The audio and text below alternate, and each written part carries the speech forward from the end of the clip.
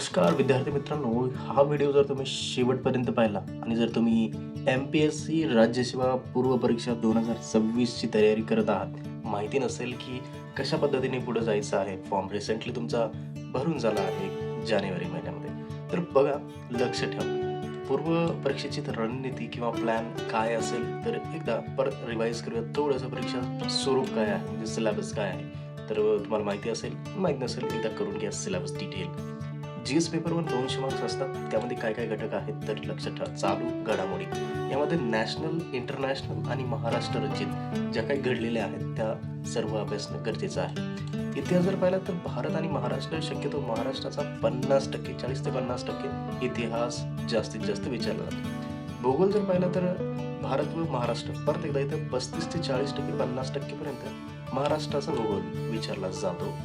राज्यशास्त्र जर पाहिलं आपण तर त्यामध्ये संविधान, पंचायत राजवरती जास्त फोकस करणं अपेक्षित आहे.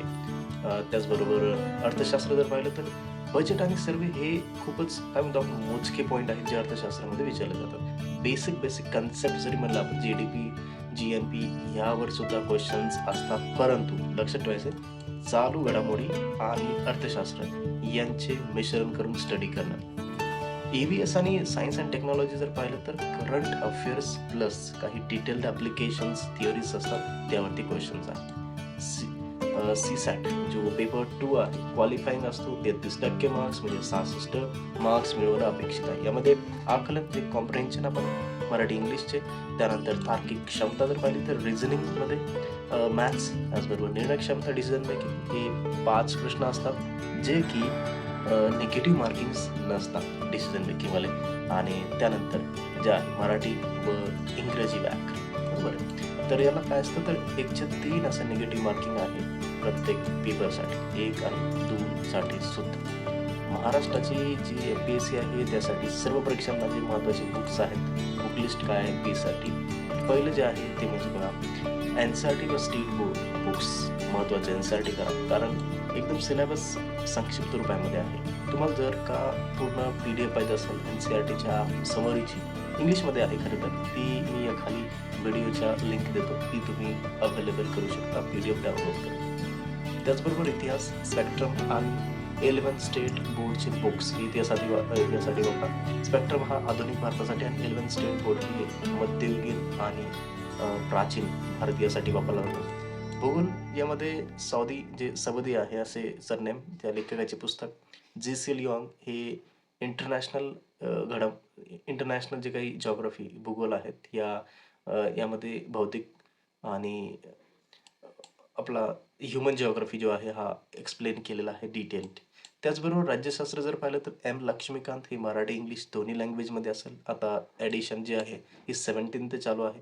ते तुम्ही पुस्तक वापरू शकता. अर्थशास्त्र जर एकदम कॉम्प्लेक्स जर पाहायचं असेल तुम्हाला डिटेल स्ट्रक्चर तर ते रमेश सिंह यांचे आहे आणि आर्थिक पाहणी मात्र तुम्हाला ही आपल्या लेटेस्ट बजेटनुसार, करंट अफेअरनुसार. विज्ञानासाठी लुसेंट हे पब्लिकेशन आणि एन-सी-आर-टी बेस्ड तुम्हाला 6वी ते 10वी हे एन-सी-आर-टी बुक्स सायन्स टेक्नॉलॉजीसाठी, ई-व्ही-एससाठी वापरावं लागतील. चालू घडामोडी ह्या योजना या पी-आय-बी म्हणजे वेबसाईटतून पी-आय-बी ॲक्सेस करा आणि महाराष्ट्र टाईम फॉर महाराष्ट्र. त्याचबरोबर लोकसत्ता तुम्ही जर इंडियन वाईज जर गेला थोडंसं भारतीय पेपर म्हणजे सेंट्रल पेपर तर ते न्यू टाइम्स त्यानंतर तुम्ही द हिंदू आणि इंडियन एक्सप्रेस बरोबर हे पेपर वाचू शकता. त्यानंतर एक 4 महिन्याचे एक अंदाजे नियोजन जर पाहिलं आपण तर एक पायाभरणी म्हणजे एन-सी-आर-टी आणि सी-सॅट हे अपेक्षित आहे. सखोल अभ्यास कोर सब्जेक्ट जे आहे history, geography, science, economics, politics हे तुम्हाला सेकंड मंथमध्ये आणि revisions most important plan preparation practice right. Third P उजळणी आणि सराव पेपर्स. फोर्थ मॉक टेस्ट आणि विश्लेषण हे मेच्या एंडिंगमध्ये. काही चुका ज्या सारख्या होत असतात मिस्टेक्स कोणत्या अवॉइड करू शकतात तर अपूर्ण अभ्यासक्रम वाचणे. अभ्यासक्रम म्हणजे सिलेबस जो आहे तो चेकलिस्ट तुमच्याकडे असलीच पाहिजे. सी-सॅटकडे दुर्लक्ष थोडंसं 33% महत्त्वाचं आहे परंतु मॅक्सिमम विद्यार्थ्यांना हे सुद्धा दुर्लक्ष होतं. त्याचबरोबर उजळणीचा अभ्यास म्हणजे रिव्हिजन्स असावा. अभाव जर असेल तर थोड्याशा ह्या गोष्टी अवघड होऊन जातात. प्रश्न न सोडवणे म्हणजेच एक सिग्निफिकंट नंबर्स जे आहेत तेवढा मात्र रीच करणं आहे. जास्त विचार करून वेळ घालवणे. ह्याही गोष्टी काही ज्या आहेत ह्या पूर्वपरीक्षेसाठी महत्त्वाच्या. काय असेल तर काही गोष्टी यशस्वी मंत्र्यासाठी शिस्त आणि सातत्य, दररोज 8 ते 10 तास मिनिमम, नियमित रिव्हिजन, एक 5 दिवस जर असेल तर 6व्या दिवशी रिव्हिजन, नकारात्मक विचारांपासून लांब, ऑल्वेज बी पॉझिटिव्ह. या पर्टिक्युलरली मॅपमधून, कन्सेप्ट मॅपमधून या गोष्टी काही आपण क्लिअर केलेल्या आहेत. सो आय होप या व्हिडिओला तुम्ही प्रतिसाद नक्की द्या.